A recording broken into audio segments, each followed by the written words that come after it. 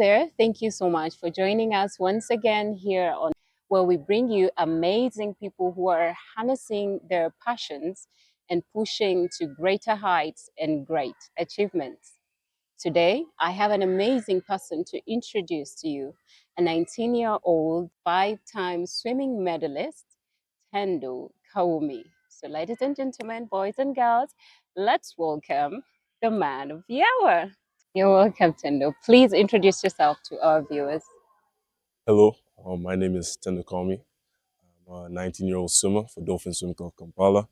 I'm in my second year at university. Yeah.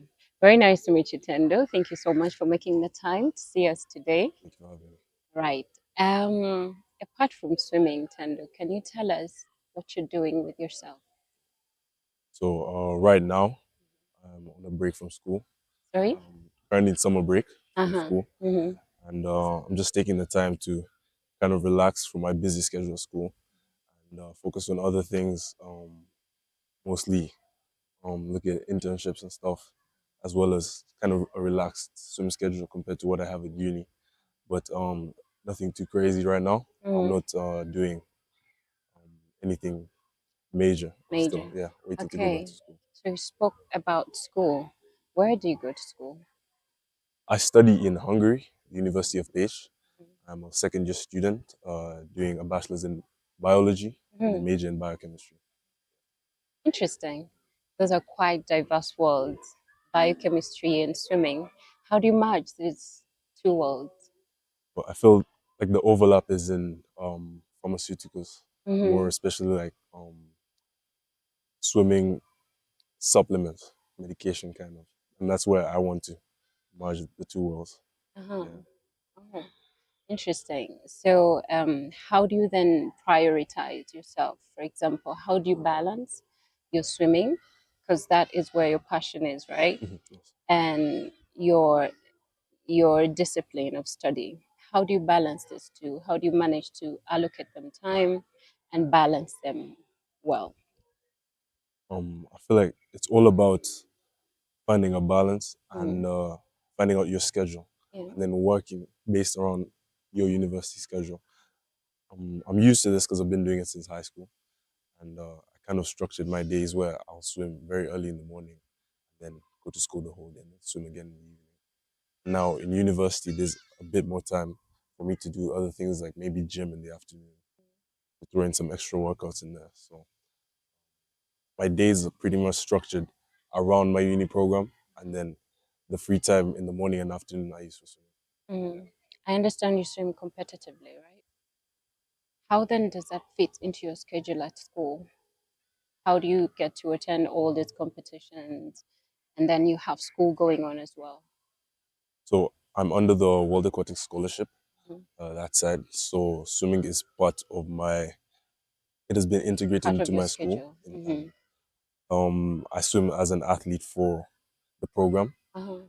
and they have given me a very specific schedule to follow, a very specific training Hmm. regimen, Hmm. and it sort of makes it easy for me to balance between swimming and school, and also to prioritize my swimming Hmm. like competitions. I have a chance to compete every other weekend, Oh, and then interesting. I also take part in major competitions in Hungary, Hmm. regionals, Hmm. national competitions in Hungary, and then if there's world champs or something. Mm. So you're basically swimming for your uni.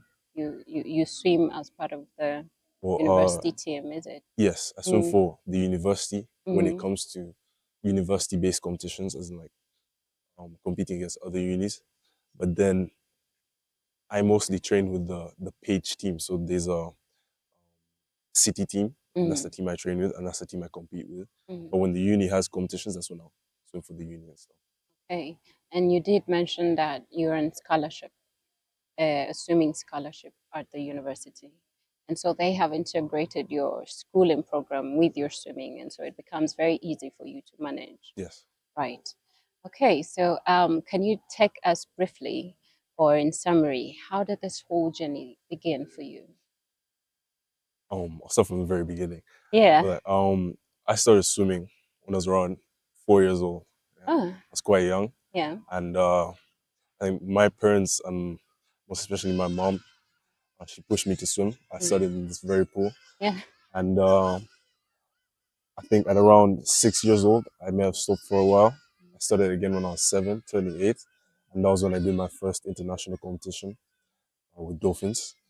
And I didn't perform the way I wanted to perform. I didn't go as well as I thought it would, but ever since then, it's been on a steady uprise. And I remember around when I turned around 13, I took a break from swimming because of COVID. Obviously, I turned I think 16, 15, turning 16, and that's when I go back into competitive swimming. And since then, I've been dedicated. I've been putting in the work. Coach Tony, my coach, has been helping me to get back on my feet, and now I'm up. I'm at the top, and I'm looking forward to improving and getting better. There's been a lot of hiccups along the way, a lot Yeah. of wins, a lot of losses, Mm-hmm. but I'm happy with where I am right now, and it's only up from here. Right. How have you been able to deal with the hiccups, like you call them, with all these challenges? How do you get to overcome them? So one of the things I faced as a challenge or hiccup is burnout, and that was especially present during the COVID period because I remember my parents trying to convince me to continue the training and show up for all these scheduled trainings during lockdown and everything. And it was hard for me to push myself to do that when, Mm-hmm. I'm stuck at home, I'm stuck from school, all this is going on. And I thought, what's the point? Mm-hmm. And also, I'd been competing since seven all the way until 13. I felt I was a Burnt bit out. burnt out. I was Yeah. tired of swimming, waking up in the morning, going for evening training. I felt like I wasn't having enough time with my friends and stuff, or Mm-hmm. just to do anything Yeah. that I wanted to do. Mm-hmm. But I still felt like swimming was more a push from my parents and less of something I wanted to do. Mm-hmm. My parents were very understanding. They took it as they realized that I needed a break. Yeah. I needed to take some time off Mm-hmm. to figure out whether I really wanted to do swimming for me or whether it was For something them. which they would like to, which I was doing for them. So Mm-hmm. eventually I came to the conclusion that this is something I want to do. And from then on, it was my initiative. And yeah, I take it on and I do my due diligence with it. Yeah. Interesting. So, aside or with all the swimming and the discipline you're currently undertaking, where do you see yourself? What is the vision for Tendo? Who do you want to be? So my long-term goal and why I still, wake up every morning and come here and grind man hours is because I see myself at the Olympics one day. Mm-hmm. I see myself um, in a final heat, you know, possibly medaling at the Olympics, and that's a vision I've Yeah, had since I was a kid. it's a And worthwhile vision to one day, I know it's gonna happen. I know have. for a fact it's gonna happen. I'm gonna keep at it, and yeah, I'm chasing that dream slowly by slowly. I'm already, I won't say 3/4 of the way there. I went for my first World Champs. Mm-hmm. I've gone for All Africa Games. I've gone for the Africa Juniors, the Youth Commonwealth Games, World Juniors. So I feel like all those were stepping stones into where my eventual goal is. And it circles back to me wanting to inspire people that um, even though it's you seem like like you're done or you're out of the sport, Mm-hmm. like it's never really over. You Yeah, can always come back and do something with your life, as I did after lockdown. That's been a driving factor for me. Is I see myself up there and I know it's possible. I know my potential. yeah, amazing.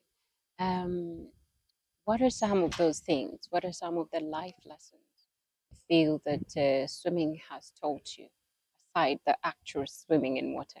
What are some of those life So, first and foremost is diligence. lessons? It takes a lot of diligence and discipline to be here early in the morning, Yeah. uh, Mm-hmm. 5 o'clock, ready to train, ready to jump into this freezing water. Mm-hmm. The self initiative, Yeah. get out of bed, make your own breakfast, come Mm-hmm. here, put in the work. Even though you may not be seeing results immediately, Yep. but you still work towards it. It's taught me perseverance. It's Mm-hmm. taught me to set my own goals as well. This is in terms of uni and in life in general. I feel like swimming has taught me. to set realistic targets and then work towards those in order to achieve a bigger goal. If you had told me like from 3 years ago that I would be representing my country or doing something like that, I wouldn't have believed you because I was out of swimming. But um, now seeing where I've come from and all those little goals I set for myself and which my coach helped me set, it's a testament. It's a testament to how swimming can like help you, Shape you, yeah, and shape yeah, you. in life. Right. So, can you tell us about those competitions? For example, where you have had to represent your country. Um, just take us through them. Yeah. Where you have competitions around Uganda or around East Africa in general, then continental level competitions such as all of Africa, we're representing Uganda on the continental stage, and then there's world stage competitions. This is the highest level, representing Uganda, say the World Championships or the World Junior Championships, Youth Commonwealth Games, and I'd say those have been the most difficult ones. And my first time representing Uganda was at the Africa Championships. Basically, it's called Kana. Okay. It was called Kana back then. And where were they taking place? These took place in Rwanda. These took place in Rwanda. Mm-hmm. I was 12 or 13. I'm not sure. I think I was 13. Mm-hmm. And yeah, it was an eye opener because I remember going there and I got a few medals. I think I got 2 medals. Mm-hmm. But I was used at that point Mm-hmm. in Uganda. I was winning a lot of gold. Yeah. I was winning a lot of gold. And Mm-hmm. then when I went to represent Uganda, I came back with 1 silver and I think 4 bronze. And I was Mm-hmm. like, wait, this is a bit. The level's a bit different outside. Yes. And from then on, I realized the work I had to put in. Mm-hmm. And then I went for my first Africa Junior Championships. These were in Tunisia. This was another eye opener because I saw the level at which um, other Africans were swimming at, Mm-hmm. especially, you find people from South Africa, Egypt, Mm-hmm. Morocco, all around. And these guys are competing at the highest level. And these are viewed as the next Olympians. And I saw that these are the people I'm racing against. So why can I be viewed as Yeah. such? Yeah. And that's really when the work started being put in. That's when I started saying this is what I want. And then COVID hit Mm-hmm. and that fell apart. And then Coach Tony helped me realize the dream and see where I wanted to be. And after that, I went for the Youth Commonwealth Games. Mm-hmm. So Youth Commonwealth Games, those were in Trinidad and Tobago. Very nice competition. Again, I realized where I needed to be. I saw the times my fellow age mates were putting up. Mm-hmm. And then I worked towards that. World Juniors, that was a big eye opener. Actually, probably the biggest eye opener of where I Yeah. needed to be. Mm-hmm. Because those people, World Juniors, could compete comfortably at the world stage, like Olympics and stuff. Mm-hmm. And I saw that's where I needed to be. That's where I needed to chase. And then I went for my second Africa Juniors. Mm-hmm. And I was the first junior to make the finals. First Mm-hmm. junior in Uganda to make finals Yeah. at Africa Juniors. Mm-hmm. And that was a very major accomplishment for me. I remember I finished fourth overall Yeah. in Africa in 50 freestyle. That was a major, major accomplishment for me. I felt like that was worth celebrating. Yeah. And then I went even higher to the Mm-hmm. World Championships in Budapest, and that just blew me away at the level because now I'm competing with people Yeah. who I've watched since I was a kid swimming, Uh-huh. and this was such an eye opener because I saw the amount of work they put in and how they carry themselves and everything, and I realized that even though I may have like reached a milestone, I'm still not where I want to be, and I've been working towards that. And right now, Mm-hmm. I feel like when I plan to go for the Olympics, I feel like I You'll will be be where I ready want to for be. it. Okay. So, what is it that you realized you had to do different? Because you say it on all these different levels of competition. You realized how much work you had to put in, how much more fierce your competitors were, and so you realized the changes you needed to make. What were some of those changes? Firstly was the amount of work I was putting in. Before I used to train maybe once in the evening and then have about one gym session a week. Mm-hmm. But when I saw that these people were putting in 3 sessions a day, swim in the morning, gym in the afternoon, swim in the evening, And what's that supposed to help you with? obviously that helps you build your strength, your technique, and Mm-hmm. speed in the water. Uh-huh. These training sessions help you to better prepare yourself for competitions outside Mm-hmm. and help simulate like the race environment. Mm-hmm. So this I realized that I wasn't putting in enough work. I wasn't putting in enough man hours, even though I Mm-hmm. felt like I was already Doing too overdoing it, much. Yeah. and I had no time for other things I would like to do with my friends and stuff. Mm-hmm. Now I felt like I had to kick it into overdrive. I had to Yeah. go all in, and that's what I've been doing since. Mm-hmm. And yeah, I feel like I had no time to do anything with Yeah. my peers during high school. Yeah. I may have missed out on a lot, but Yeah. that's it's for a good cause. Yeah. And then right now in uni, I have a lot more time because my schedule, biochemistry is it's a heavy subject. Mm-hmm. Biology is a heavy subject, Mm-hmm. but I feel like I have a bit more time, a bit more lax than in high school. Mm-hmm.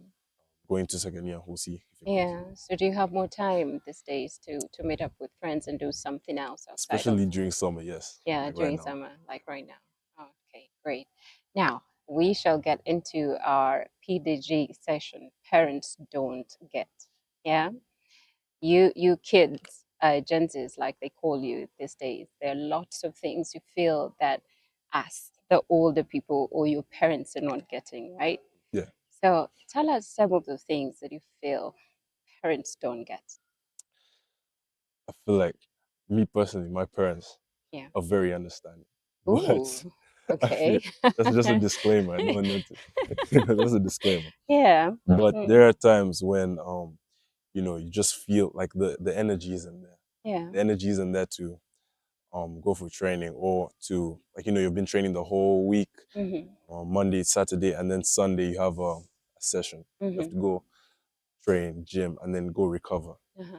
Just like I'm so tired, I can't go. Yeah. And they may take that as you don't want it enough, Yeah. but in reality you're tired. You're Yeah. really tired. You need to rest. Mm-hmm. But sometimes it's them trying to help you because they know that you can't actually do it. Mm-hmm. And then sometimes it's more they don't see that I'm literally breaking up, but I'm tired. I need to Yeah. like rest and stuff. Yeah. Not my parents though. My Yeah. parents. No, I know they No, don't take it yeah, I personally, hope so. I but hope so. maybe they have to hear it. Yeah. So, what are some of those challenges that you think all have had, uh, people your age? And I'm careful not to call you a child. No, no, no. I'm careful But not to say children, but I mean your peers. What are some of those challenges you have had, or you know for a fact that they're facing? like I said, burnout is very serious in swimming. Mm, We see this a lot. I used to train with a bunch of people from Dolphins, yeah. um, my friends who I grew up with competing, and a lot of them stopped. A lot of them dropped out Mm. because they just couldn't handle Take the the heat yeah. too much. It I'm not demanded saying too that much on them. they weren't capable because some of them were faster than me at the time, and Yeah. then they stopped swimming because of various things which have gone in the way, school, Mm-hmm. exams, Mm-hmm. especially for candidates and stuff. It's hard for them to kind of focus on swimming and school, Mm-hmm. and there's a lot of expectations on how you're supposed to perform, Yeah. how your grades should be doing. Mm-hmm. And, if you don't strike a balance, a healthy balance, and know when it's time to take a step back and chill, Mm-hmm. then burnout is it's very rampant in swimming. Mm-hmm. And I see it happen to a lot of people. But I'm hoping we can reduce that Mm-hmm. as parents become more understanding and Mm-hmm. about the workload and stuff. Mm-hmm. Not overloading kids while they're still young. Mm-hmm. Like you should give them some time to, adjust and acclimatize to the swimming. Yeah. Right. Okay. I would like you to have your last words to, first of all, a person who is out there swimming and they probably want to go to higher heights like you have gone. What are what is one word or a couple of words you would say to them? Swimmers, I Yes. would say to be consistent, to put in the work and show up. Because one thing about swimming is that no matter what, you're going to keep improving if you show up. If you show up, you may not see the results immediately, but you will be improving if you put in that work every day, and you make a promise to yourself that you're gonna be there in the mornings, you're gonna be there in the afternoon. You're actually gonna do something instead of just swimming maybe once or twice a week and then hoping that I'll improve by the time the competition comes. Stay consistent and listen to your coach. Mm, right. Thank you so much, Tendo, for coming through. Thank you for It's having me. been a pleasure having you. Right. As always, thank you everyone for giving us your time, giving us your attention. Do remember to follow us on all our social media pages and be sure to catch our inspirational stories of people who are pushing themselves and harnessing their passions to greater heights.